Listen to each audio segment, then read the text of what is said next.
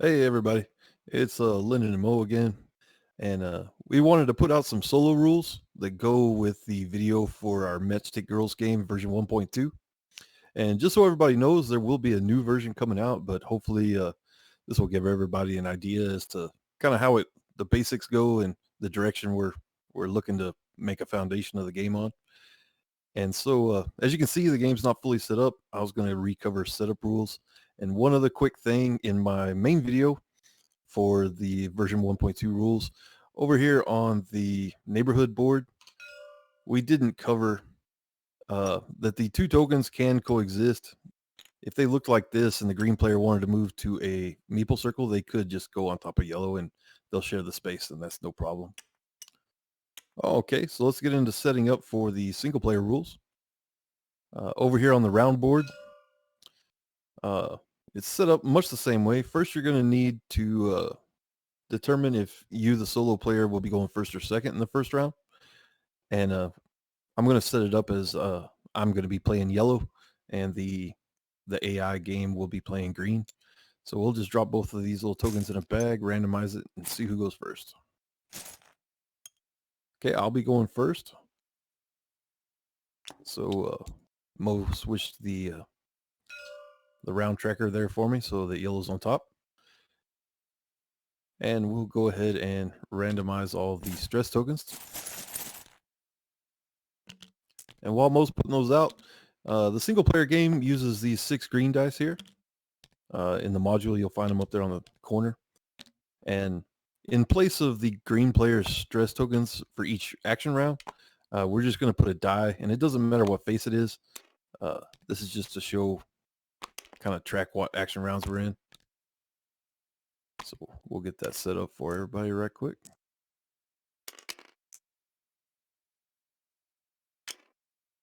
Okay. The tokens we use to find out where your marker goes around in the neighborhood, Mo's going to randomize and put those out on the blues and reds, just like the normal setup. I'll go ahead and put my score tracker out and my strike marker.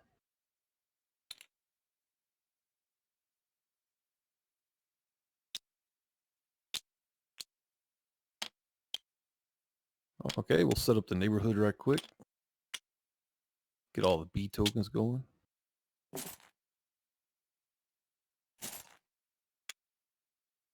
Other than those dice, setup is pretty much exactly the same.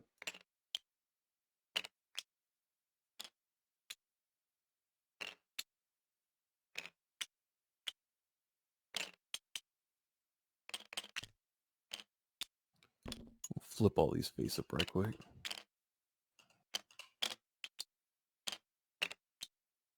Get them nice and straight.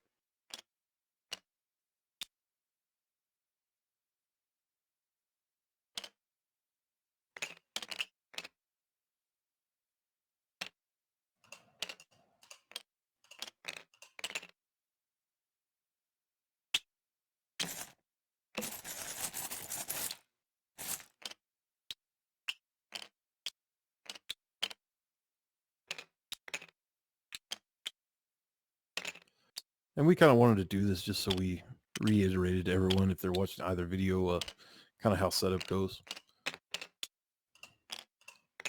In the main video for version 1.2, there's a more detailed setup instructions.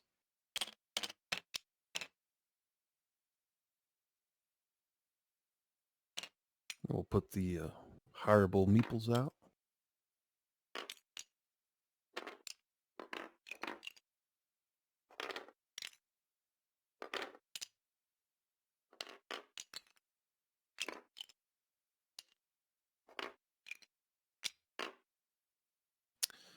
Okay.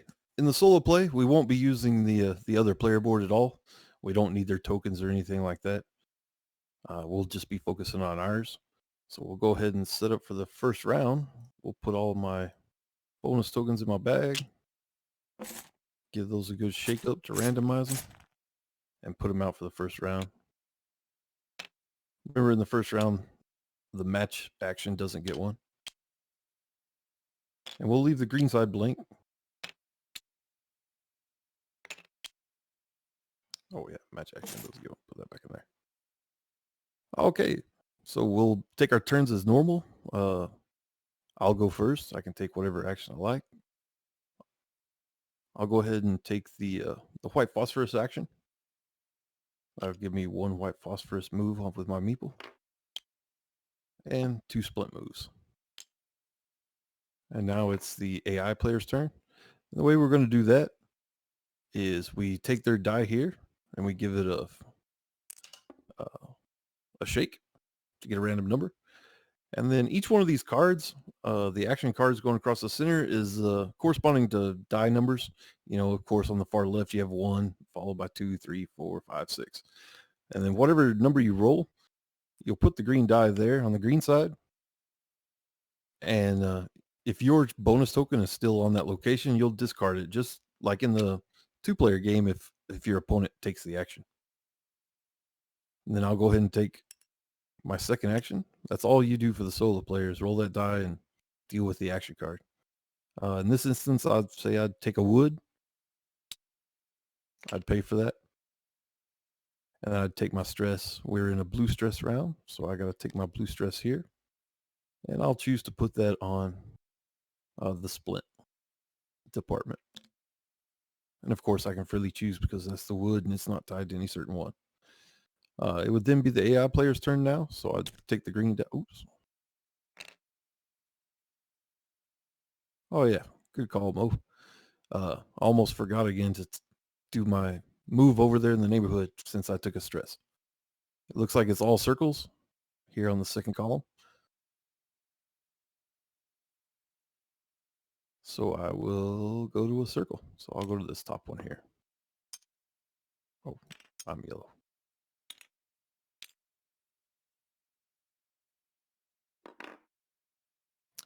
And now AI player will take their turn. I'll take his dice. Give it a shake. It's the 5th action, which is white phosphorus. There's not one of my tokens there to discard, so that's all he'll do.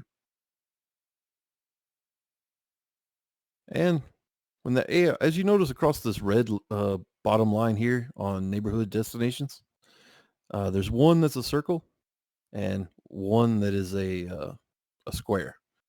Whenever the AI player takes their turn and you're on the red circle or red square columns, you'll just take one of their dice, doesn't matter which one, and give it a shake. And on circles, such as we are here in the second column, we'll go look at the neighborhood and we'll count down from the top.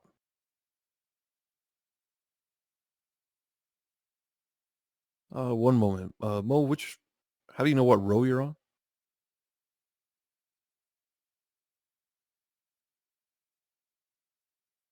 Oh yeah, that's right. So the first thing you do after you roll the AI dice is you count down from the top left.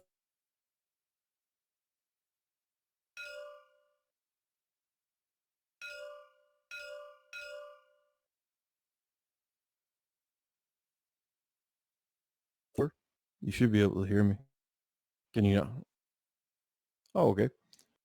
So as I was saying, this is row 1 there at the top. This is row 2, 3, and 4. And when you roll the die, I got a 6. There's not a row 6. So if that was the case, uh, there's nothing more to be done. You would just put this die back where you found it, which would have been there. But let's say I did roll a 2. There is a row number 2. It's right here for meeples. I would then roll the die again. I got a 5. So from left to right, I would count 1, 2, 3, 4, 5, and notice that there's not a 5th spot for meeples. But if I rolled a 1 through a 4, let's say for instance I rolled a 3, you would count 1, 2, 3 on the row that you originally rolled, and remove that meeple. And you can just put it out of the game. So just to cover that again, on a red circle on the AI's turn, you'll roll a die. You'll count down the rows of meeples on the first roll, and then you'll count columns of meeples on the second roll. If you roll off the board, the AI doesn't take anything. And if you find one that's on the board, he'll remove it.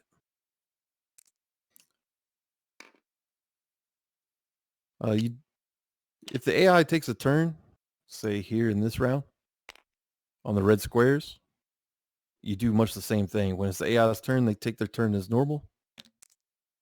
And then after their turn, they'll roll the die. And they'll count down the rows of the city block squares with the bonus tokens on them. 1, 2, and 3. That's this row. Then you'll roll it again.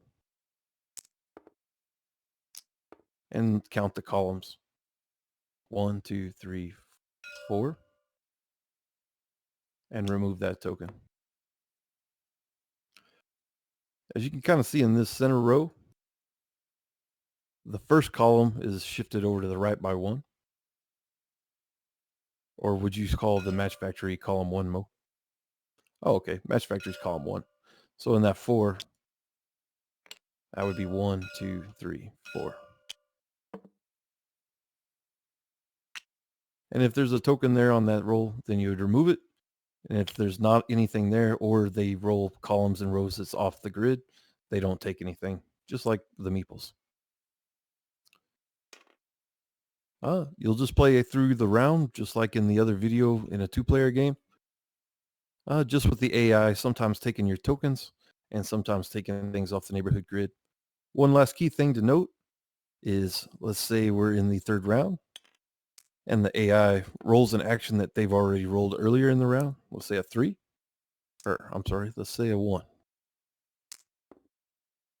You'd place the die in here as normal. And there's only a limit of 2 dice per action card. So if on a later round, I rolled a 3rd 1, I'll see that there's already 2 dice there.